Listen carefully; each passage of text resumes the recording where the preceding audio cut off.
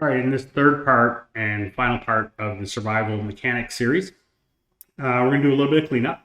We got a couple of topics to cover off in this last video, and that should wrap up and put these two pieces together. So specifically, we're going to talk about changes to the water volume. Basically, we're splitting the water volume into the swimmable volume and the volume that applies conditions, and we'll explain why in a minute. We did some updated materials. The logic is identical, but we're changing the visual effects on the attributes, which is a good test that no matter what you want to do visually, the logic can stay the same in the C++ file, so you don't need to make any changes there. And then we round this out by adding the impact of starving. So there's a new C++ classes for that, where when our food or hunger gets to maximum, then we'll start taking damage. And then finally, as we eat food, we will regenerate health, or we will regenerate over time. And all source files will be attached in a zip file. I'll actually bundle the source files from all three of them together in case there were minor tweaks, but this one should have the complete set of source code attached. All right, so let's jump over and talk about the water volume. So put this water volume here in the editor so you can see the effect of the change to the water volume actor. What we've done is we've included the original brush component and then an apply conditions volume. And the apply conditions volume is the outer volume, and the swimming volume is the inner volume. So that when you sink this into the water, you can apply your water conditions as your character crosses this first plane, but don't start swimming until you cross the second plane, where we were originally doing both the swimming and the condition tags on the inner volume, and that required you to step deeper into the water before that effect was applied. So if I just pull this up out of, oops. So if I just take this volume, this test volume here, and drag it up here where I'm not actually going to get into it, I have a second volume in the water, which is my lake water volume. And it is just below the surface here with a swimming volume a little bit deeper. And so if we hit play on that,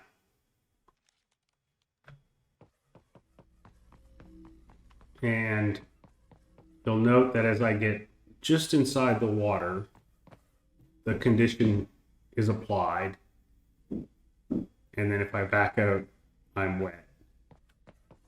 So the trigger of the first one is here. However, the swimming volume doesn't start until I'm much deeper into the water. So by separating those two volumes, we're able to get a better swim and walk transition and still have the effects apply as we would like. So to go over some of the effects around the water volume, we have our in-water gameplay effect. And it's important to note the target tag here is grant to actor. So there is a target tag gameplay effect component that is granted to the actor. There is a different one for attaching it to the actual gameplay effect. We will see that a little bit later.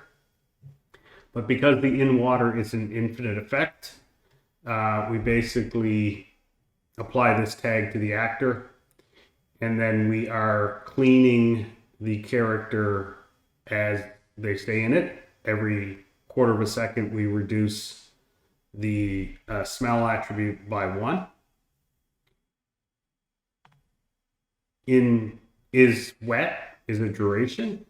It's a fixed 10% duration. And again, we apply that tag to the granted actor.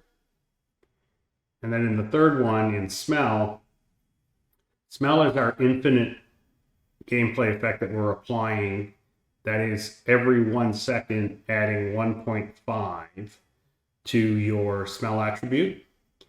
And then we're using this target tag requirement must not have in water or wet. So what happens here is this thing is ticking along, and when you have one of these two tags, it stops adding until those tags are gone, and then it starts adding again. So let's see that in action. Okay, so in game, we have our smell attribute, which is the dog icon in the bottom left. And as I enter the water, you'll see that it starts to decline. And it continually declines as I'm in the water.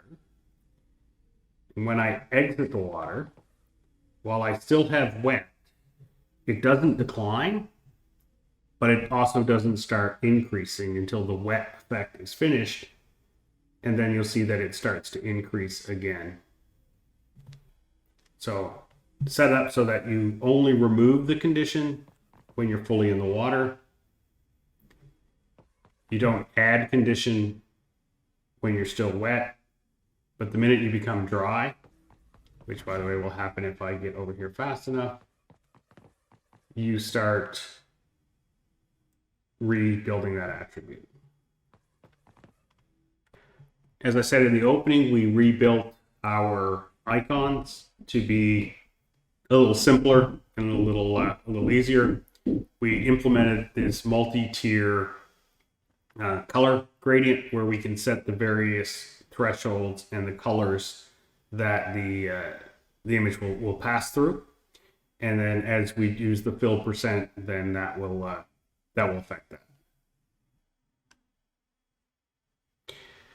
And just as an example, we can change this material any way we want. We added again these threshold percentages and these if structures, and we just basically repeat, green if I'm above this threshold, yellow if I'm between these two thresholds, and we just keep that going down in the material. The only real requirement is that we have the parameter that we can populate for testing this. Okay, on to the mechanics around adding the starvation to the system. There is a brand new adjustments in the C++ code to issue an on starving and a on not starving call from the attribute set. We are picking those calls up in this gameplay ability called starving, which we activate on spawn, and it basically just sits dormant on our characters. So in our ability set, we will add this gameplay ability called starving. It will activate on spawn, and it basically sits for the whole duration listening to those two events.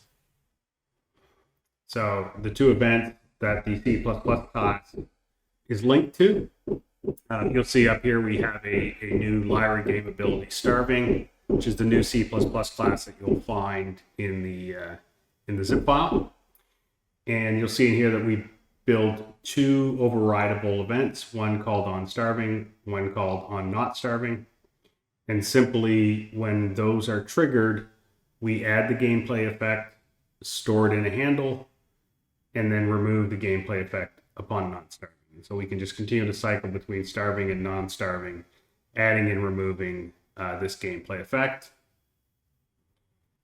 And that gameplay effect is inherited from the damage basic periodic. We have it set to half a second. We have the tags, those are the default tags that are on this actor. We have our starving tag here. We have our Lyra damage execution here. And what we did is we removed the gameplay cue because we don't want the hit impact to be running when you're starving. You're not being hit, you're just losing health. So we took that cue off. So let's see how that works. So as we're in game, our health is going to slowly, or I should say our hunger is going to slowly increase as indicated by the stomach icon in the far left. As that stomach icon depletes and gets to 0, we will automatically trigger the on starving event, which will initiate the gameplay effect and start to have our character lose health. So I'll probably just skip over this in editing. And as we approach the bottom of the progress, you'll start to see that our health bar will now start to take damage. We are not playing the gameplay cue on the character, but the health bar is slowly depleting. And I've set up a gameplay ability called Eat, which I trigger with the O key. And when I do, you will start to see the health stop declining, and you'll start to see the hunger go away. So we're going to go ahead and eat now. And you see the condition icon of the apple that is the 60-second effective performing the eat. You see that our hunger is going away and that our health has stopped declining. And so if we look at the ability eat, you'll see that we play our montage.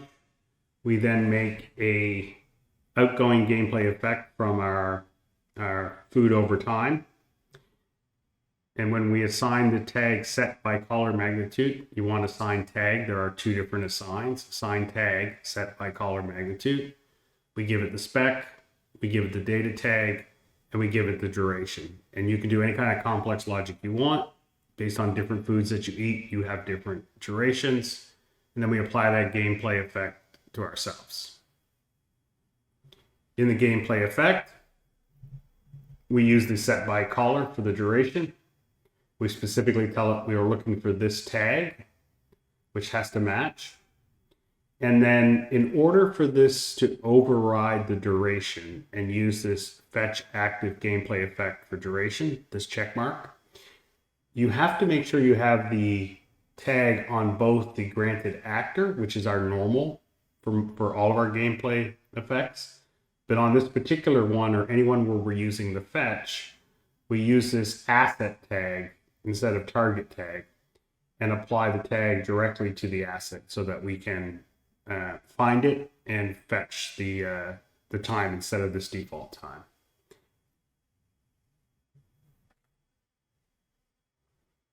And so here, the last thing is we've enabled a flip direction so that instead of it being bottoms up like it was in the original two videos, we've added this little condition to our material called flip direction, which simply does a one minus. And in that case, what happens is instead of the bar moving from the bottom to the top, it moves from the top to the bottom. Again, just some experiments that no matter what you want to do in your material, the basic logic is the same in the backend code. So hopefully that's been helpful. Again, we'll zip up all the files, put them in, and call this one a wrap. So thanks for watching. Leave a like, a comment, subscribe, whatever you prefer. Have a great day.